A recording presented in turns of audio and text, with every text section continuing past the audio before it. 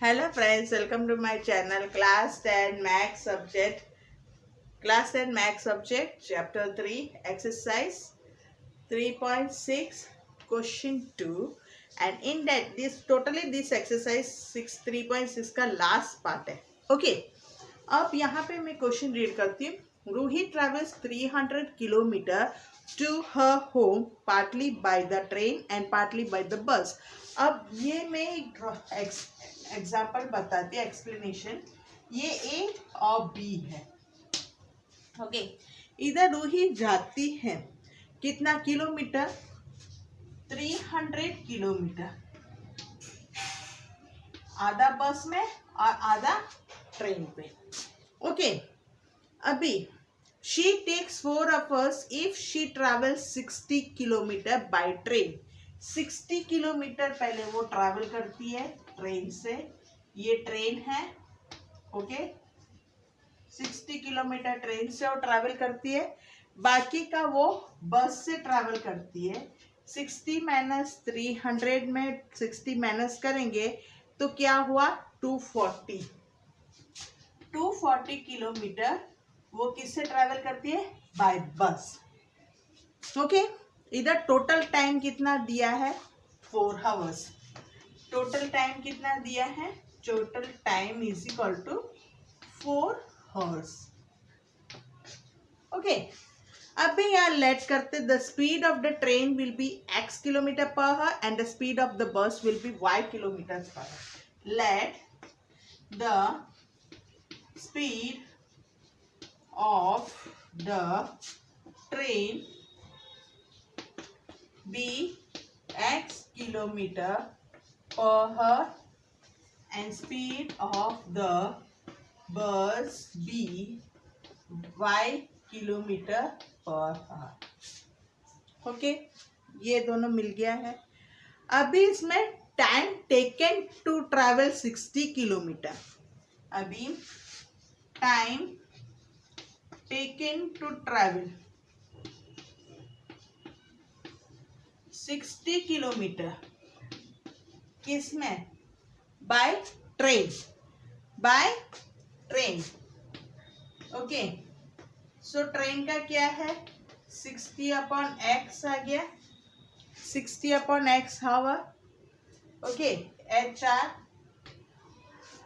And time taken to travel 240 kilometre by bus. 240 upon y हर. इतना आपको समझ में आ गया.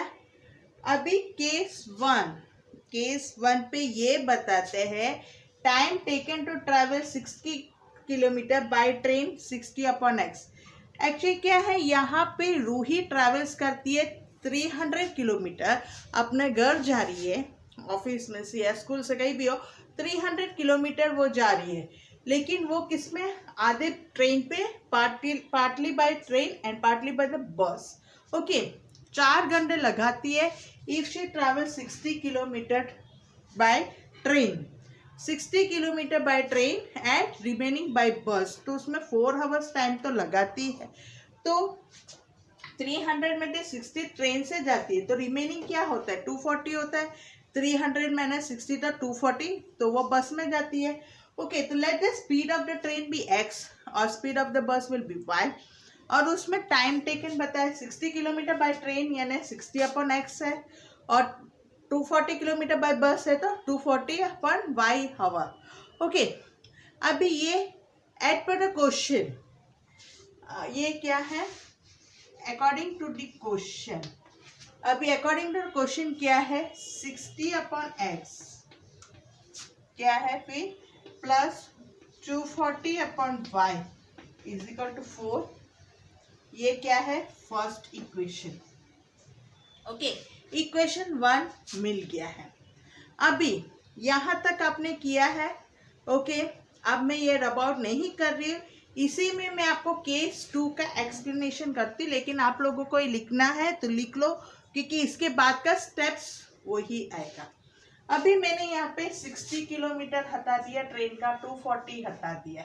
ओके, सेकेंड पार्ट बताया है सेकेंड केस है, if she travels 100 kilometre by train, 100 kilometre वो ट्रेन से जाती है, तो 300 माइनस 100 तो 200 किलोमीटर वो किस में जाती है, बस में जाती है। Okay, and by she takes 10 minutes longer, 10 minute longer लेती है, तो उसका टोटल टाइम कितना हुआ है, टोटल टाइम हुआ है 4 आवर्स प्लस 10 मिनट्स।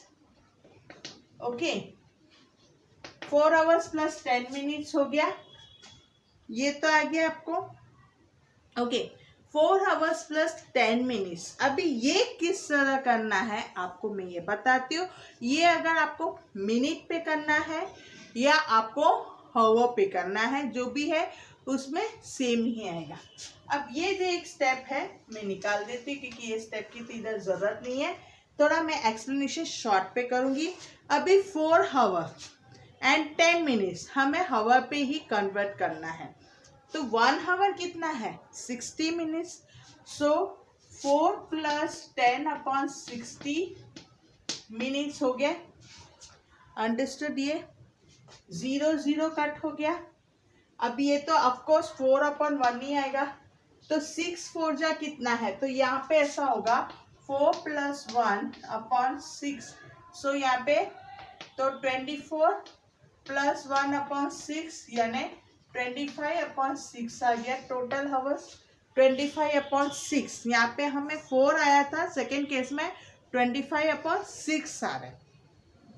ओके, अब time, now time taken to travel 100 kilometre, 100 kilometre by train, तो बाय ट्रेन का 100 किलोमीटर है, तो क्या आएगा इधर 100 अपॉन एक्स हावर, एंड यहाँ पे दूसरा पे 200 किलोमीटर, तो यहाँ पे 200 अपॉन 5 ये हो गया। ये फर्स्ट सेकेंड इक्वेशन पे। अभी हम सेकेंड इक्वेशन किस तरह करेंगे, 100 plus x, 100 upon x plus 200 upon y is equal to 25 upon 6, ये आ गया। ओके, ये हमारा क्या हुआ है, सेकेंड इक्वेशन। यहाँ तक आपको समझ में आ गया। अब ये दोनों लीनियर इक्वेशन का फॉर्म पे होना चाहिए, हमें ये लीनियर इक्वेशन का फॉर्म में हुआ है। यहाँ पे वेरिएबल्स नीचे आ रहा है, वेरिएबल्स नीचे नहीं आना चाहिए, वेरिएबल्स ऊपर होने चाहिए।